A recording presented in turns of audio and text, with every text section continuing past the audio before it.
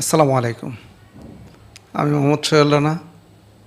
সহজ পদ্ধতিতে কিভাবে ব্লেজার প্যাটার্ন করা যায় ওই রকম আরেকটা ভিডিও নিয়ে আপনাদের সামনে হাজির হয়েছি। আমাদের আজকের ভিডিও খুব সহজভাবে স্লিপ লাইলিং বা ইনার স্লিপের প্যাটার্ন নেওয়া যায়। তো চলুন কথা না বাড়িয়ে শুরু করা যাক। শুরু থেকে আমরা যেটা করব সেটা হলো আমাদের যে টপ স্লিপ অর্থাৎ ফেব্রিক প্যাটার্ন শেলের যে প্যাটার্নটা আমরা নিয়েছি সেটা থেকে মূলত আমাদের লাইলিংয়ের প্যাটার্ন নেওয়া লাগবে, ইনার পার্টটা নেওয়া লাগবে। তো শুরু থেকে আমাদের যে শেলের প্যাটার্নটা নেওয়া ছিল সেটা থেকে আমরা কপি করে প্যাটার্নটা নিয়ে নেব। আমাদের টপ স্লিপের প্যাটার্নটা ওকে থাকবে, বাট আমরা আরেকটা পার্ট কপি করে নিয়ে নেব। তো শুরু থেকে আমাদের কাজ হচ্ছে যেমনটি করব আমরা, আমাদের এক্সট্রা লাইনগুলো না রাখাই ভালো। এখান থেকে আমরা লেন্থ ওয়াজ আমরা 1.5 সেন্টিমিটার, ফিনিশ থেকে 1.5 সেন্টিমিটার লেন্থে বাড়াই দেব 1.5। সেম ওয়েতে আমাদের প্যানেলটাও 1.5 বাড়াই দেব 1.5। লাইনগুলো বাড়ায় নি। এবার এই যে লাইনটা আছে আউটসাইড লাইন, এই লাইনটা আমরা সোজা টেনে দেব, এই লাইনটাকেও সোজা টেনে দেব। দেওয়ার পরে আমাদের এই লাইনগুলো আমাদের দরকার নাই, যেগুলো দরকার নাই সেগুলো না রাখাই ভালো।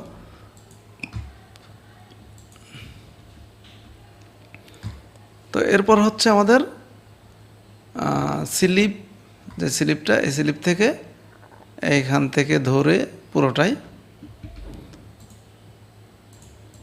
7 মিলি 7 মিলি আমরা এক্সে লেন্থে বাড়াই দেব 0.7। পুরোটাই সুন্দর করে 7 মিলি বাড়াই দেবো। সেম ওয়েতে আমাদের প্যানেলেও 7 মিলি বাড়াই দেব ইজিভাবে। আচ্ছা, 7 মিলি বাড়িয়ে দেওয়ার পরে এরপর হচ্ছে আমাদের এই যে কর্নার স্লিভের, টপ স্লিভের যে কর্নারটা, এইখানে সিলেক্ট করে এই পয়েন্টগুলা ছেড়ে দিয়ে এখন আমরা নিয়ে নেব এখানে হচ্ছে 1.5 এক্সে আর ওয়াইতে হচ্ছে -1.5। এটা হচ্ছে টপ স্লিভের ক্ষেত্রে। আচ্ছা, ডিস্টেন্সটা দেখছেন নিশ্চয়ই। টপ স্লিভের ক্ষেত্রে 1.5 এক্সে এবং ওয়াইতে।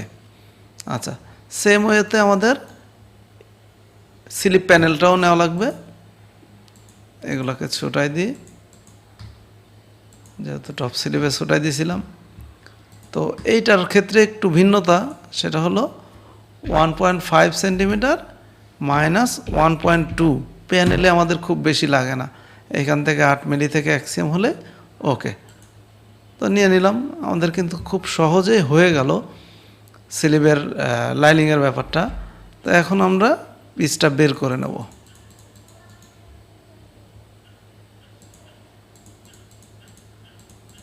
পিসটা আমরা বের করে নিয়েছি, আমাদের এই পার্টটা দরকার নয়, ডিলিট করে দিই।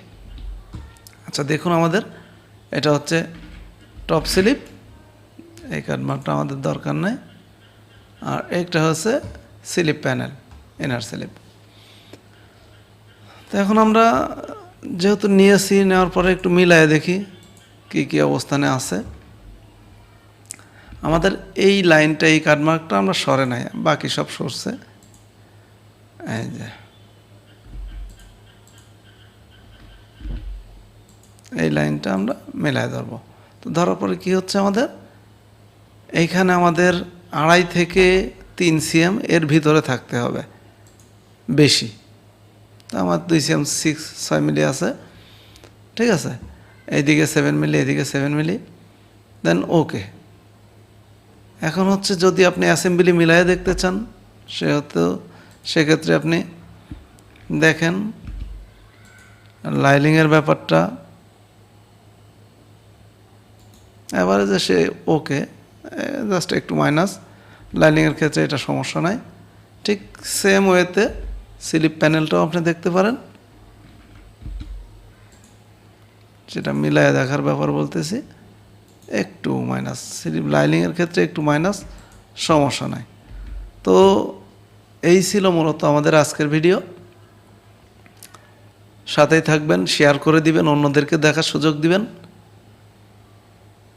আমি যেমন আপনার কাজের একটু হলেও হেল্প করতে পারতেছি, আপনিও চেষ্টা করবেন অন্য কেউ জানে আপনার একটা শেয়ার বা একটা কমেন্টস বা একটা লাইকে উপকৃত হয়, এরকম একটা ব্যবস্থা করে দিবেন। আমরা যারা আছি সবাই ভাই ভাই, সবাই যেন সবার উপকার করতে পারি। তো এই ছিল আমার আজকের ভিডিও। ভালো থাকবেন। আল্লাহ হাফেজ। আসসালামু আলাইকুম।